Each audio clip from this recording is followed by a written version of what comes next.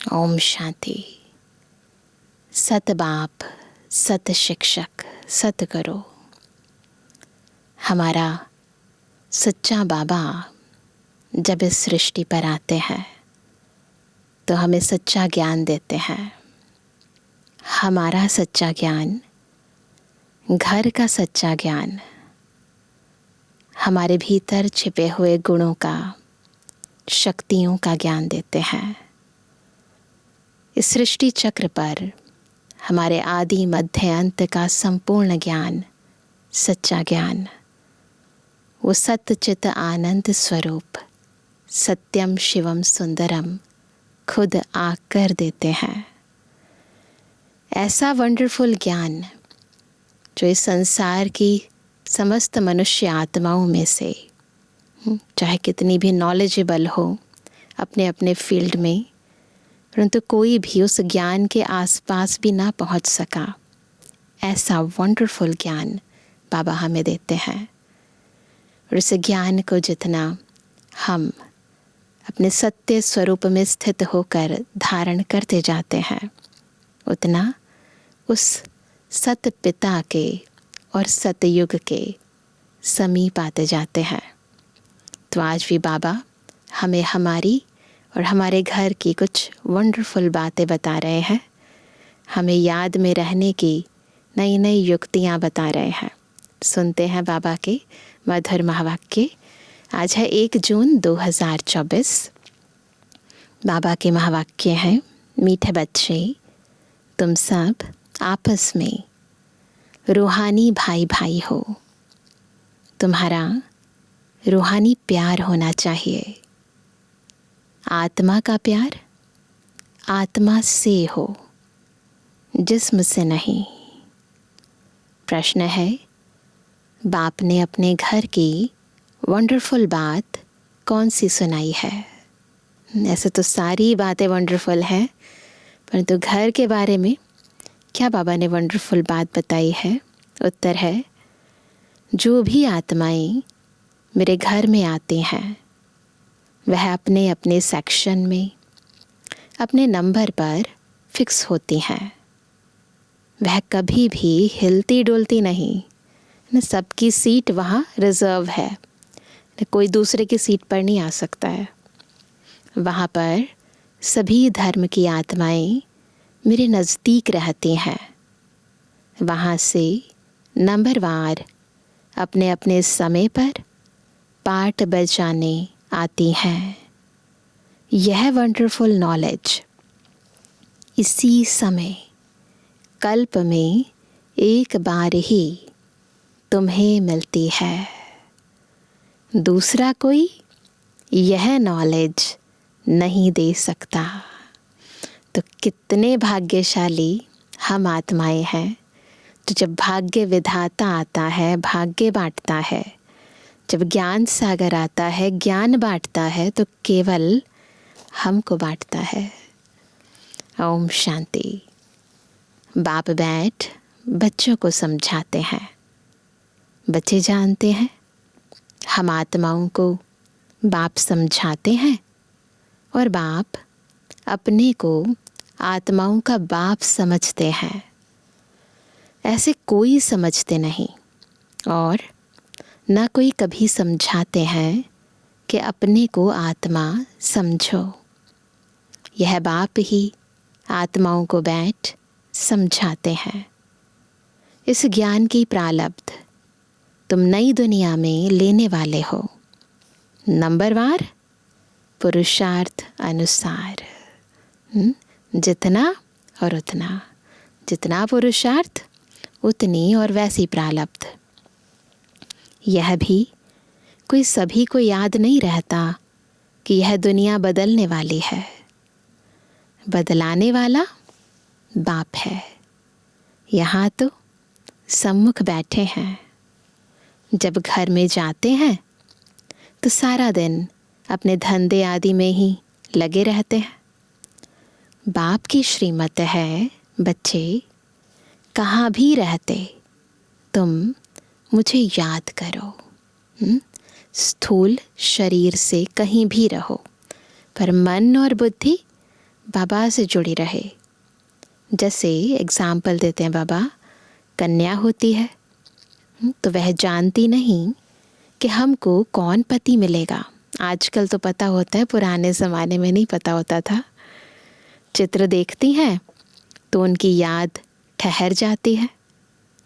कहाँ भी रहते एक दो को दोनों याद करते हैं। इसको कहा जाता है जिस्मानी प्यार। शरीर को देखते हैं ना, तो शरीर में प्यार जाता है। यह है रूहानी प्यार। यहाँ चर्म चक्षुओं से नहीं देखते, ज्ञान के तीसरे नेत्र से देखते हैं या कहीं अनुभव करते हैं।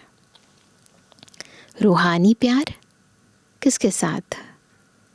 बच्चों का रूहानी बाप, रूहानी बाप के साथ, और बच्चों का बच्चों के साथ। कौन सा प्यार? रूहानी प्यार। तुम बच्चों का आपस में भी बहुत प्यार होना चाहिए, यानी आत्माओं का आत्माओं के साथ भी प्यार चाहिए। यह शिक्षा भी अभी तुम बच्चों को मिलती है। प्यार होना चाहिए, परंतु आपस में आत्मिक प्यार, रूहानी प्यार होना चाहिए। ये शिक्षा भी मिलती है हमें। ऐसे तो सारे कहते हैं मिलजुल कर रहो, प्यार से रहो, परंतु इसका आधार क्या है? इस प्यार का आधार क्या है? वो प्यार का सागर, कि हम उस एक पवित्रता के सागर, ज्ञान के सागर, परम पिता परमात्मा की संतान है, और इसीलिए हमारा आपस में रूहानी प्यार है। तो बाबा कहते हैं ये शिक्षा भी अभी तुम बच्चों को मिलती है। दुनिया के मनुष्यों को कुछ भी पता नहीं। तुम सब भाई भाई हो तो आपस में ज़रूर प्यार होना चाहिए, क्योंकि एक बाप के बच्चे होना, इसको कहा जाता है रूहानी प्यार। ड्रामा प्लान अनुसार सिर्फ पुरुषोत्तम संगम युग पर ही रूहानी बाप आकर रूहानी बच्चों को सम्मुख समझाते हैं, और बच्चे जानते हैं कि बाप यहाँ आए हुए हैं। हम बच्चों को गुल गुल पवित्र पतित से पावन बनाकर साथ ले जाएंगे। ऐसे नहीं कि कोई हाथ से पकड़ कर ले जाएंगे, ऐसे नहीं ले जाते। हाथ से फिज़िकली केवल हमारे जिस्मानी माँ बाप ले जा सकते हैं, पर रूहानी बाप हाथ से नहीं पकड़ते। हम मन और बुद्धि से बाबा को पकड़ते हैं। तो ऐसे नहीं कोई हाथ से पकड़ कर ले जाते हैं। सभी आत्माएं ऐसे उड़ेंगी जैसे टिड्डियों का झुंड जाता है। उन्हों का भी कोई गाइड होता है। गाइड के साथ और भी गाइड्स होते हैं जो फ्रंट में रहते हैं। सारा झुंड जब इकट्ठा जाता है तो बहुत आवाज़ होती है, सूर्य की रोशनी को भी ढक देते हैं। इतना बड़ा झुंड होता है। तुम आत्माओं का तो कितना बड़ा अनगिनत झुंड है, गिनती भी नहीं की जा सकती, कभी गिनती नहीं कर सकते। यहाँ मनुष्यों की गिनती नहीं कर सकते। ऑल दो करते हैं, आदमशुमारी निकालते हैं, तो लेकिन एग्जैक्ट पॉपुलेशन क्या है वो पता नहीं चल सकती। भल आदमशुमारी निकालते हैं, वह भी एक्यूरेट नहीं निकालते हैं।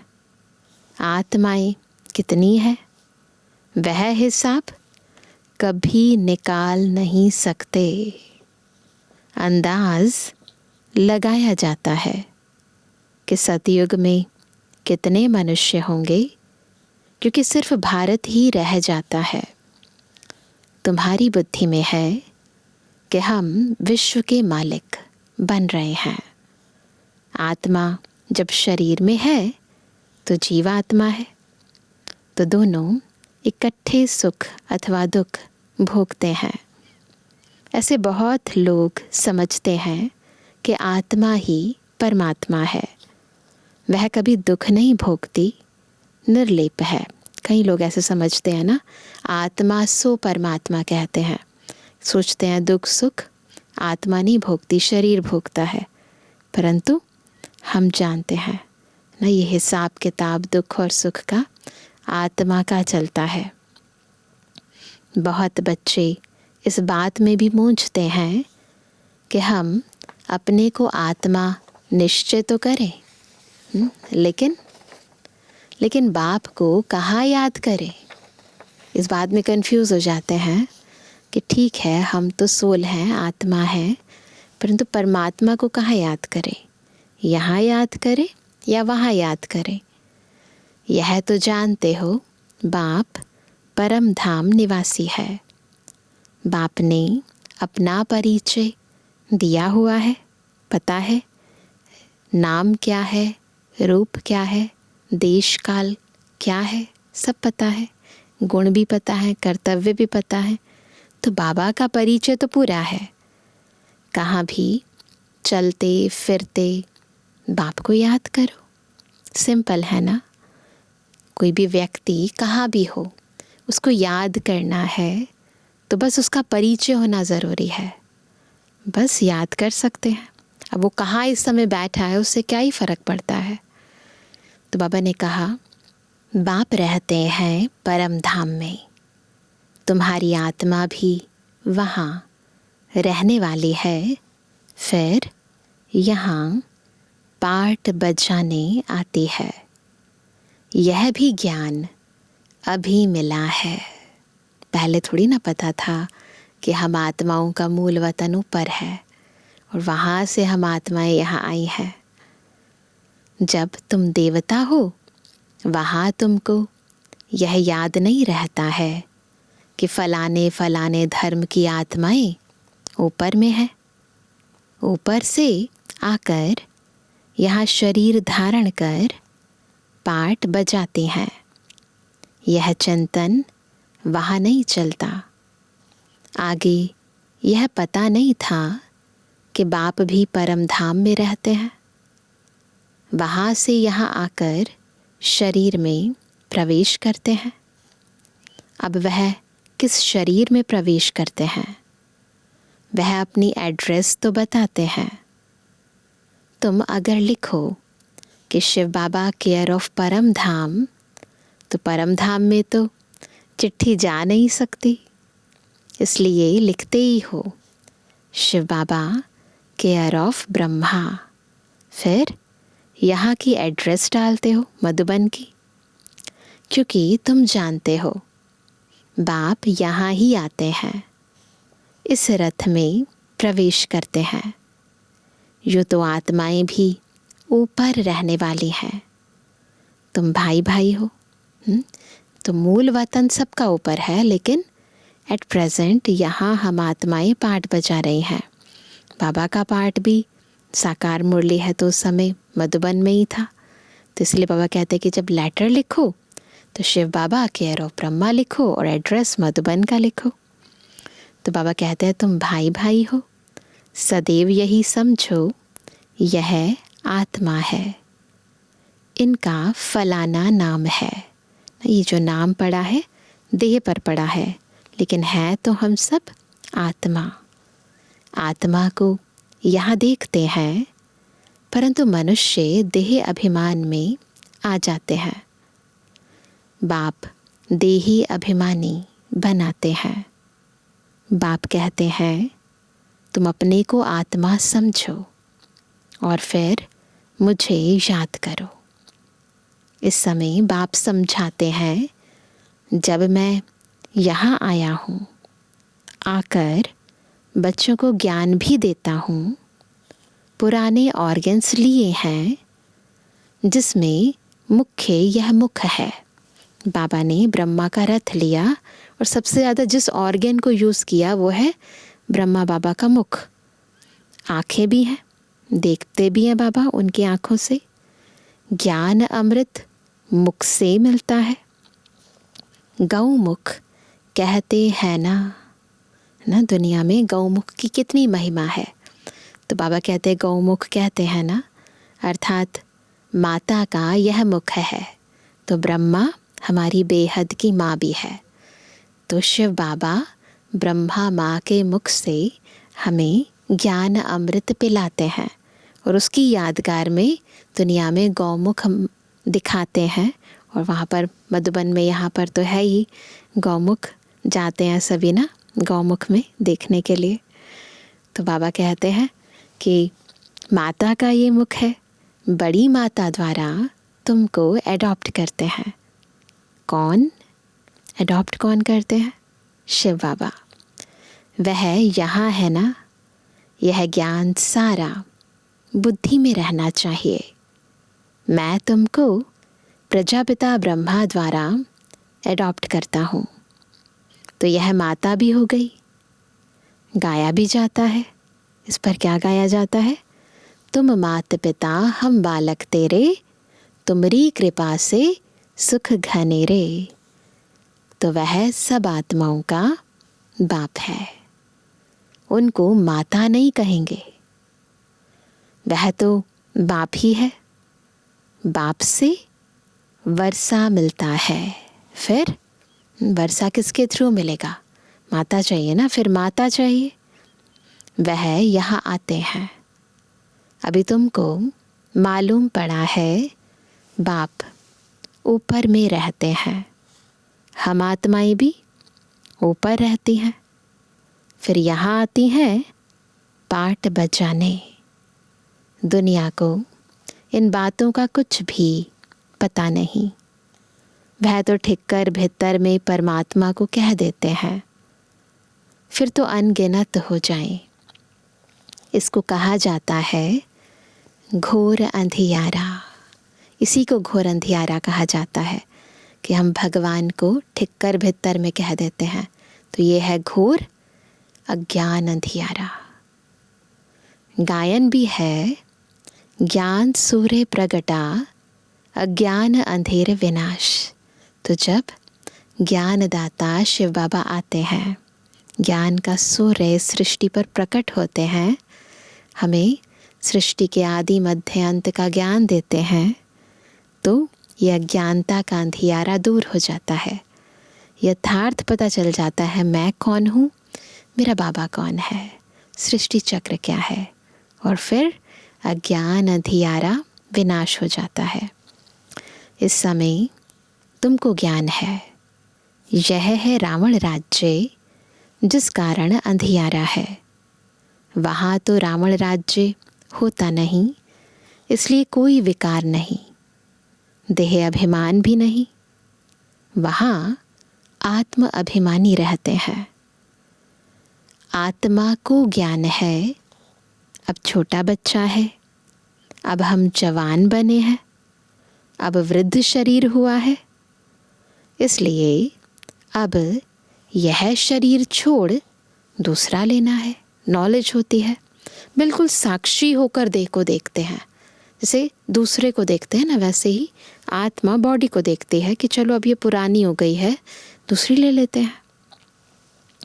वहाँ ऐसे नहीं कहते फलाना मर गया, वह तो है ही अमर लोक।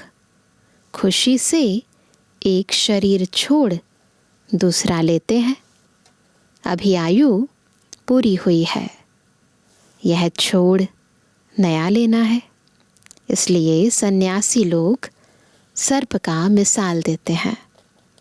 मिसाल वास्तव में बाप का दिया हुआ है।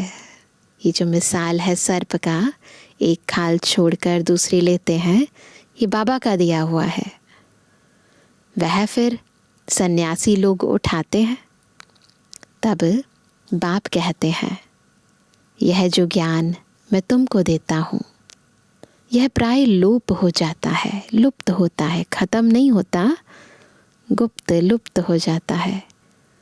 बाप के अक्षर भी हैं तो चित्र भी हैं, परंतु जैसे आटे में नमक, थोड़ा सा, बिल्कुल ज़रा सा ज्ञान रह गया है। कोई भी ज्ञान, चाहे वो गीता सार उठा लो, तो उसमें भी आटे में नमक है। जो शास्त्रों का ज्ञान उठा लो उसमें भी आटे में नमक है। तो गुप्त रीति है परंतु बहुत थोड़ा। तो बाप बैठ अर्थ समझाते हैं। जैसे सर्प पुरानी खाल छोड़ देता है और नई खाल आ जाती है, उनके लिए ऐसे नहीं कहेंगे एक शरीर छोड़ दूसरे में प्रवेश करते हैं। नहीं, खाल बदलने का एक सर्प का ही मिसाल है। वह खाल उनकी देखने में भी आती है ना। जब नई खाल सर्प धारण करता है तो पता चल जाता है कि चुई बदली है ना। जैसे कपड़ा उतारा जाता है वैसे सर्प भी खाल छोड़ देता है, दूसरी मिल जाती है। सर्प तो जिंदा ही रहता है, ऐसा नहीं है कि मर जाता है फिर दोबारा दूसरी खाल लेता है। नहीं, सर्प तो जिंदा ही है। ऐसे भी नहीं सदैव अमर रहता है, ऐसा भी नहीं होता। 2-3 खाल बदली कर फिर मर जाएंगे।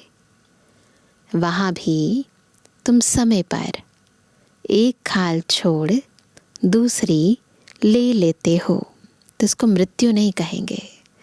इच्छा से देह त्याग की, दूसरी देह धारण करी, जैसे कपड़े बदलते हैं। जानते हो अभी हमको गर्भ में जाना है, वहाँ तो है ही योग बल की बात। वहाँ पर भोग बल नहीं होता, योग बल होता है। योग बल से तुम जन्मते हो, इसलिए अमर कहा जाता है ना।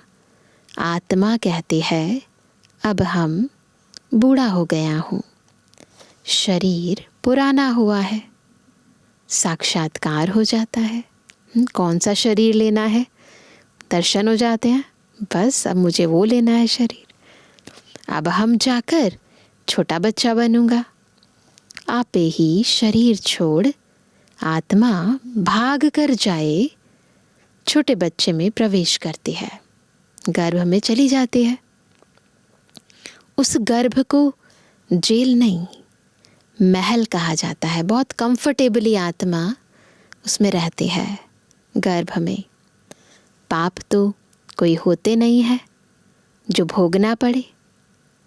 गर्भ महल में आराम से रहते हैं, दुख की कोई बात नहीं।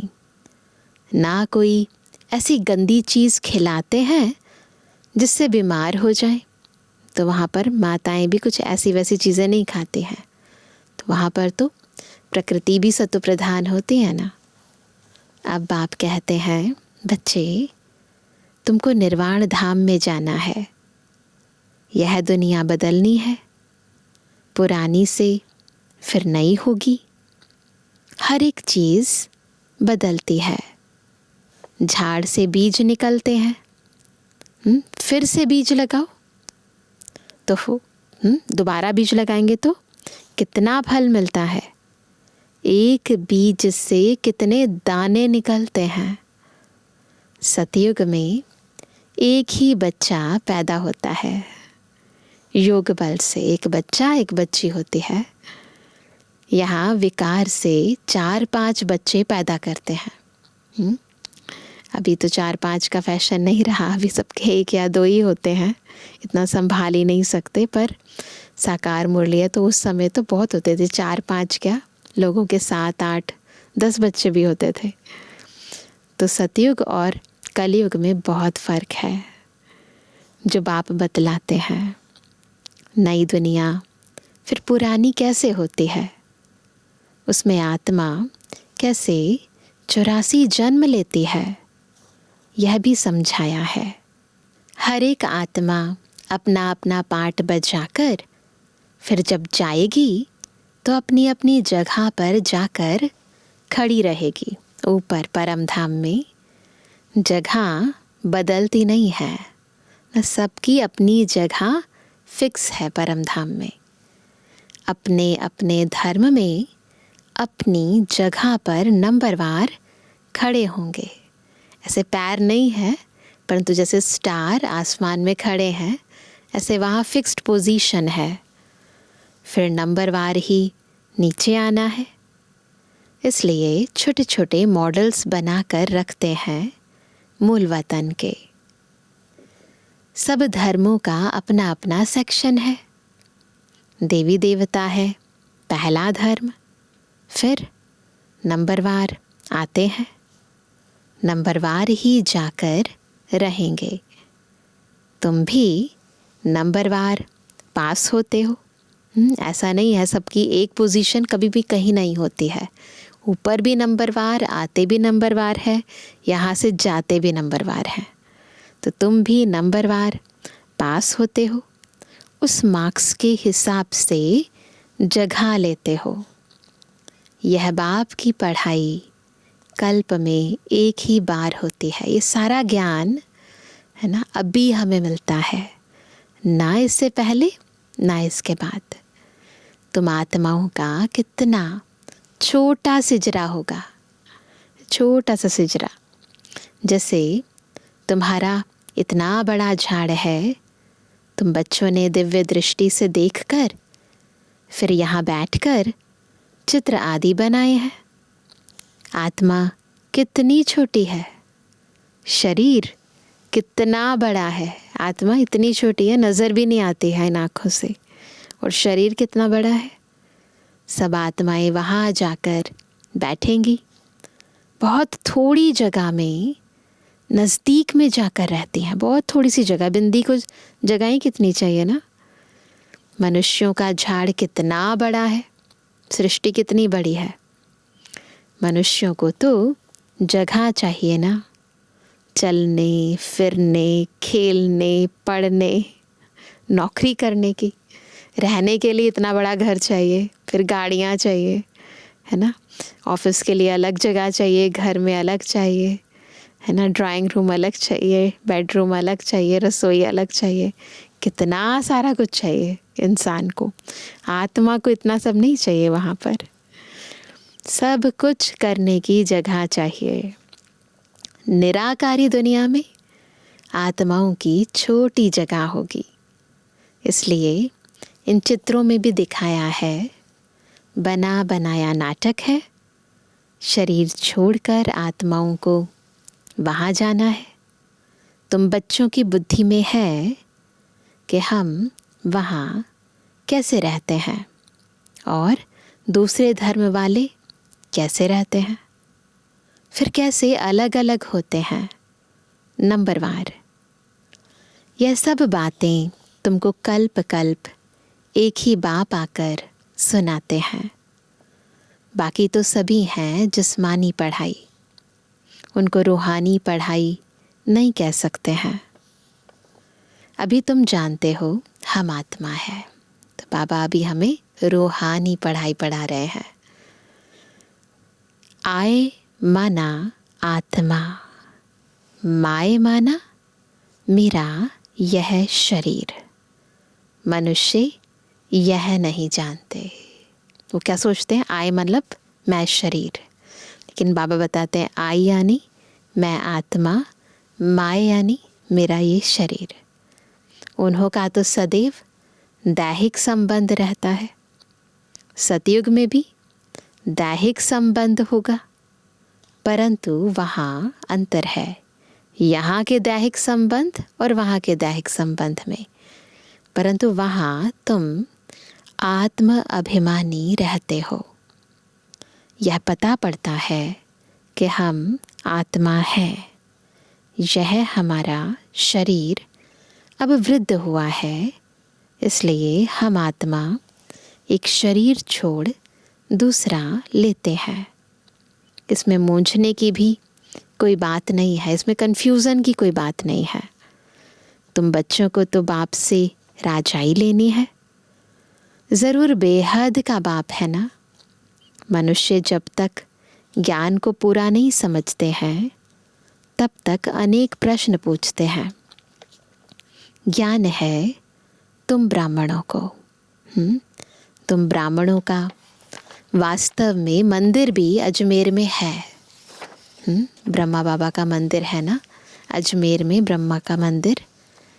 एक होते हैं पुष्करणी ब्राह्मण, दूसरे सार सिद्ध। अजमेर में ब्रह्मा का मंदिर देखने जाते हैं। ब्रह्मा बैठा है, दाढ़ी आदि दी हुई है, वो जो भक्ति मार्ग का ब्रह्मा बताते हैं ना, तो उनका स्टैचू बनाया हुआ है। उनको मनुष्य के रूप में दिखाया है। तुम ब्राह्मण भी मनुष्य के रूप में हो। ब्राह्मणों को देवता नहीं कहा जाता है। सच्चे सच्चे ब्राह्मण तुम हो, ब्रह्मा की औलाद। वो है झूठे ब्राह्मण, कुख वंशावली है ना, जाति से, परंतु हम हैं मुख वंशावली, डायरेक्ट ब्रह्मा के मुख से उत्पन्न हुई संतान। वह कोई ब्रह्मा की औलाद नहीं है। पीछे आने वालों को यह मालूम नहीं पड़ता है। तुम्हारा यह विराट रूप है, जिसमें दिखाते ना चोटी ब्राह्मणों की है। यह बुद्धि में रहना चाहिए। ये सारी बातें बुद्धि में याद रहनी चाहिए।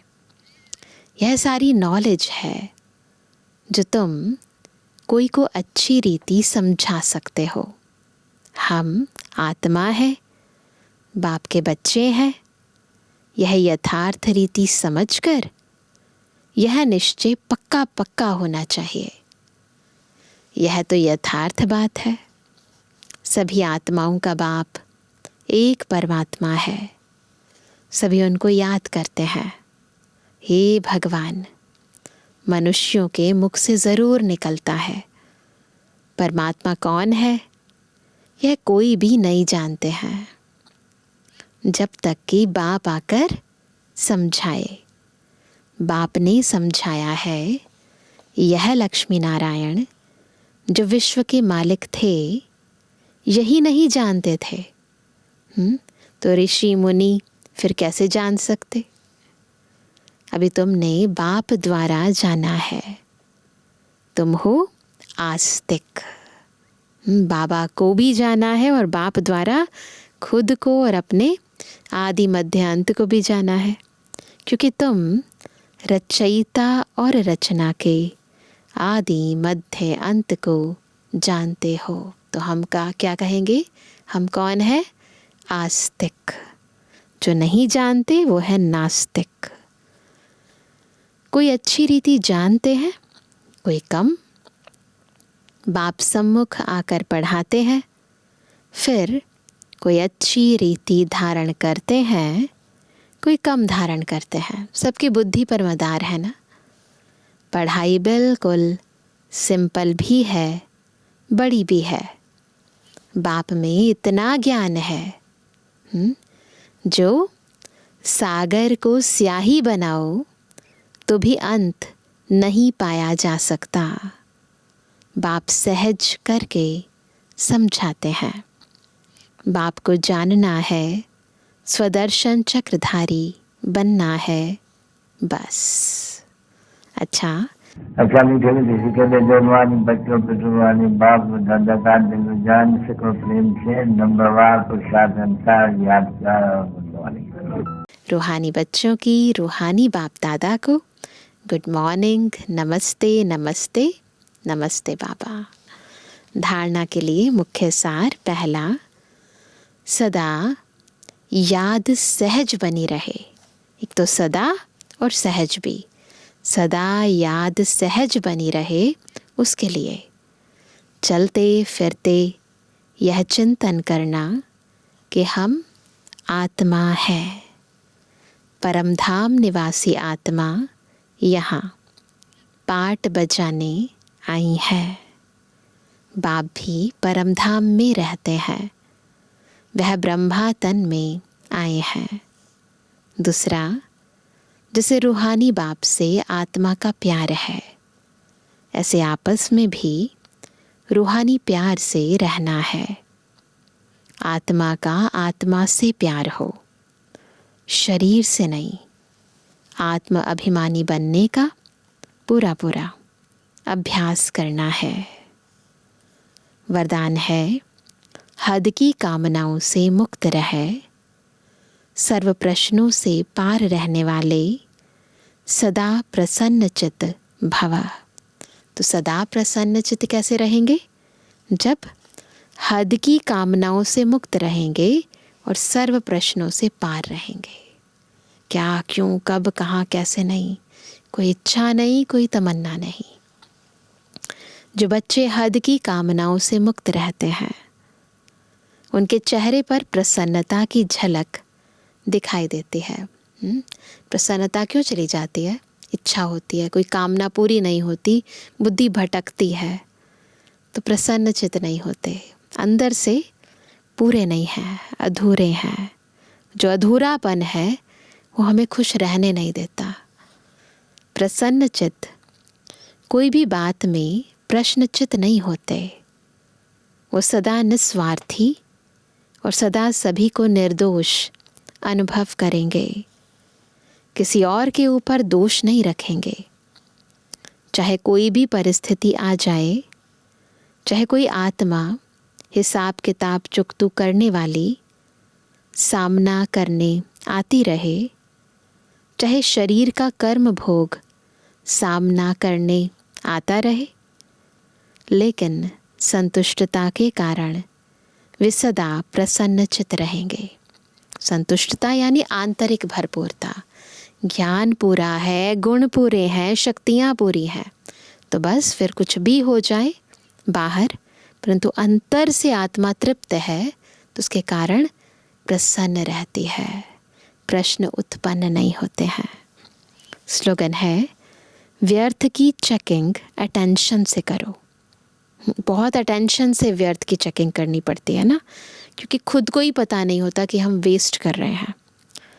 अलबेले रूप में नहीं, है ना, बस ऊपर ऊपर से चेक कर लिया, नहीं, महीनता से चेक करना है, वेस्ट थॉट्स को, वेस्ट टाइम को। तो आज विशेष हम आत्मा रूप से भाई भाई का और आत्मिक स्थिति में रहकर परमात्मा को याद करने का अभ्यास करेंगे और रूहानी प्रेम को बढ़ाएंगे। जब एक दूसरे के गुण देखेंगे, एक बाबा की हम संतान हैं, एक घर में रहने वाले हैं, इन स्मृतियों को इमर्ज करेंगे बार बार, तो आपस में एक दूसरे के प्रति रूहानी प्रेम इमर्ज रहेगा। तो अंदर से खुशी रहेगी कि हम बेहद के परिवार के बच्चे हैं, बेहद बाबा के बच्चे हैं, आपस में भाई भाई हैं। अच्छा, ओम शांति।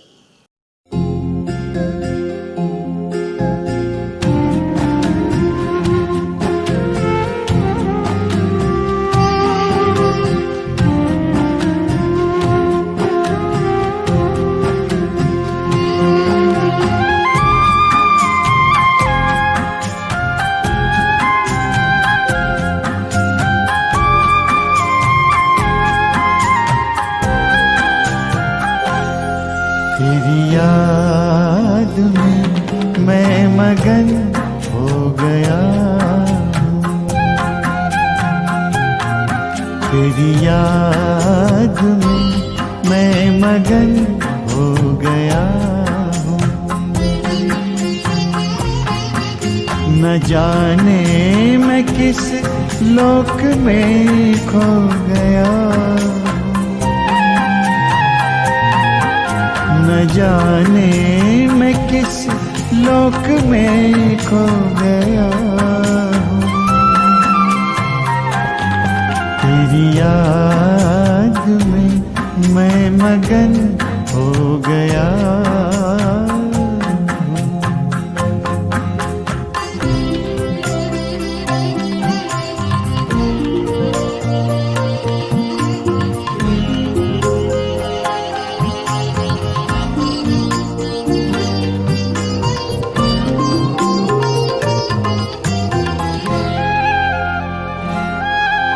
मेरे दिल की बातें तो दिल से सुनता, कहूँ क्या मैं मुख से तो पहले ही सुनता। मेरे दिल की बातें तो दिल से सुनता, कहूँ क्या मैं मुख से तो पहले ही सुनता। तेरे प्यार की इंतहा अब कहाँ है।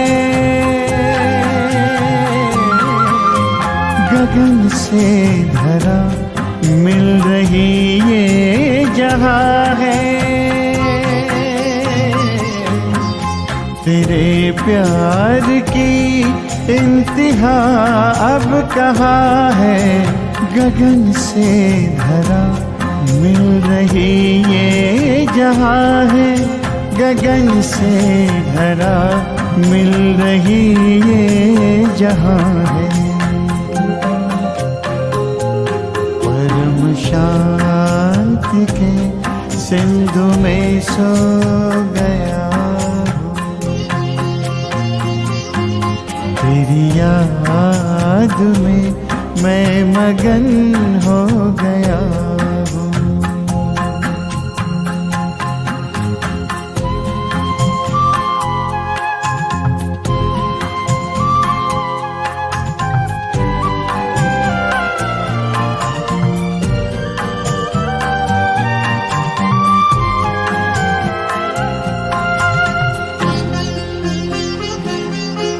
प्रभु या खुदा या सखा क्या कहूँ मैं। जो भी हो तुम बिन रह ना सकूँ मैं।